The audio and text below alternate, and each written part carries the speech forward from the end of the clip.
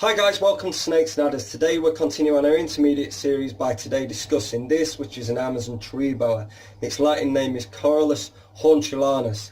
This guy's had a super interesting history when it comes to his classification. It's been all over the place, whether that be the genus, the species or subspecies. It's been all over the place, and it's oscillated generally between Corallus enhydris and Corallus hortulatus for the past, I don't know, 150 years. It's crazy. So it's bopped backwards and forwards between hortulatus and enhydris, starting with Boulanger in 1893, Erling in 1911, Griffin in 1916, Stull in 1935, Fourcart in 1951, Rose in 1966, Henderson in 1993, and finally they tried to unpick this mess with McDermid, Torre and Savage in 1996.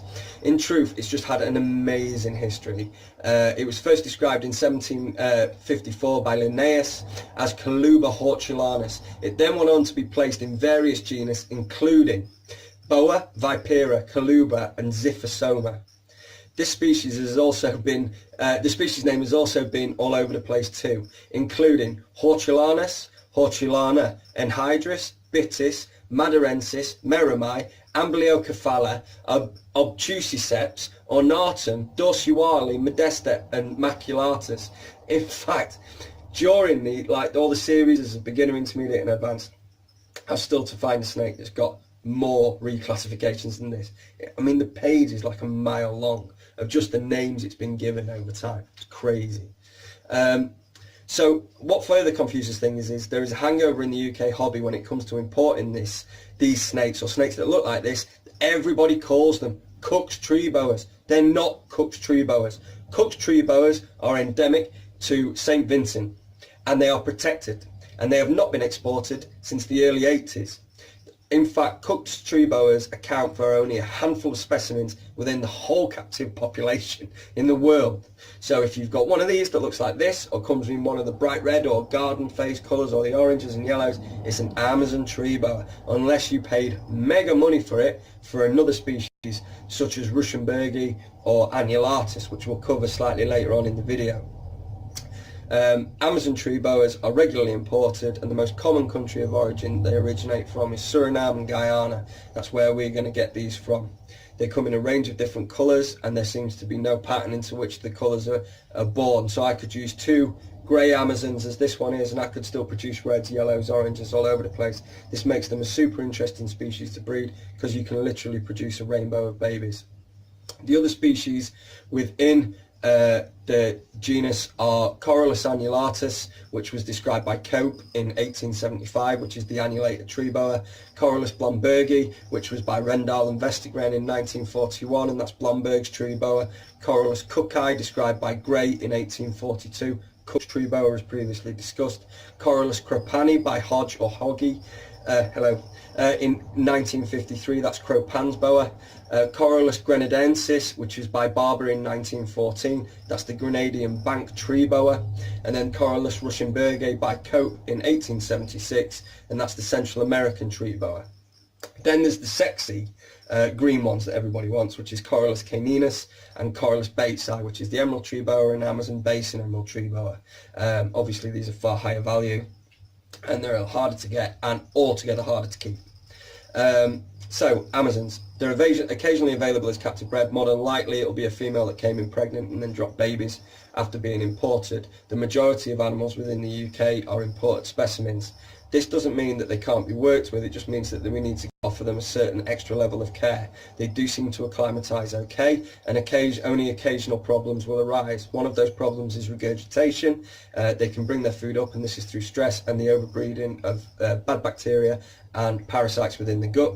These can be treated at a later date. What we want is the stress levels to subside. We want to get some food on them. We want to make sure that their immune system is calming down slightly, that we're adding some weight to them, and then we can consider the process of worming. To worm at the point of initial import, we can create an immunosystem crash, which can cause us all sorts of problems. You'll almost certainly need to be able to treat the snake for external parasites via Callington's or Frontline or the hydroaspis mites, or the other ones, Taurus mites, because they frequently come in with external parasites as well.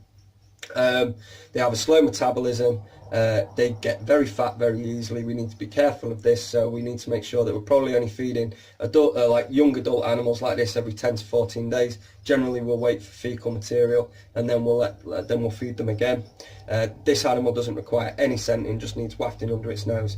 Babies are a lot more difficult. They may require lizard or chick scenting to get them going, but once started, generally they're non-problematic feeders. They are slow to strike, and they see heat and they react to it.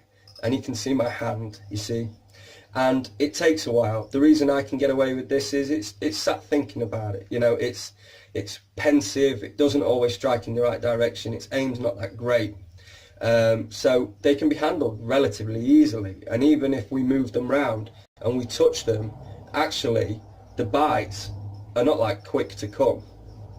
So we can work around them, and they've got this mad reputation for being psychotic. Well, actually, they're not that bad. And once you get used to working around them, there's no problems. We've got to be careful of their teeth. They're very needle-like and long. We need to construct their tank carefully to make sure that they're not bashing their face, striking out at branches and other apparatus within the vivarium. So we also don't want any cage mates. They will bite one another because they're following movement that attracts them. They lash out, so we could end up with wounds on our cage mates, so let's be careful. Temperature's not too bad being South American. It's a bit further south than we give them credit for. 30 to 31 during the day, 26 to 28 at night. We can follow standardised boid breeding with a shorter day, longer, cooler night, as discussed by Ross and Marzek in the reproductive husbandry of pythons and boas. But Ross and Marzek also cite that there's no changes needed in temps. They'll just breed once they're up to condition. Peak mating in the northern hemisphere is from early May. Peak births early October for hortulanus. Cuckeye mated and breeded 4 months earlier. So it's impossible, given the date that Ross and Marzek wrote the book, that erroneous identification could have took place. And because it was always in a state of flux with this group, you know, so take that with a pinch of salt. Climate graph for Suriname, Paramaribo. Hot season is August to November, 31 to 34 is peak temps, 26 to 28 average, and a 23 degree low. Cool season, if you can call it that, only very slightly different, 30 to 31 during the day peak, 25 average, 22.5 low. Wet season is May to June, and it is properly wet, 350 mil per month. And then dry season is September to October. 5 to 15 young are born live after 5 to 6 months. Sometimes 7 months has been cited as well. They can be a pain to get started, but once established, relatively problem free. If you want to have an introduction to a boreal species, then a Amazon tree boa potentially is an excellent choice. They're hardier than either green trees or emeralds. They come in a range of colours. They come in a range of price brackets reflective of their colours, the cheapest generally being the greys or the gardens. There's some awesome looking ones out there. The Halloween phase are insane. There are some bits and bobs of morse coming out, but we don't really see them in the UK, not with any regularity. So yeah, definitely do your research. It is not a beginner species, definitely intermediate. You need a certain level of confidence. But if you want that arboreal display tank where you're not necessarily playing with your snake every 5 minutes, but you want to have something that looks good, looks nice on display, sits and perches well on the tank, then an Amazon tree boa could be an excellent choice. We'll keep the videos coming. Visit the website, which is www.snakesnadders.co.uk, to see what we're all about. We'll try and keep the videos coming more regularly. We've just been so busy. This is the peak season. It's just impossible to get on top of stuff. So thanks for watching, guys, and we'll be back again soon. Cheers.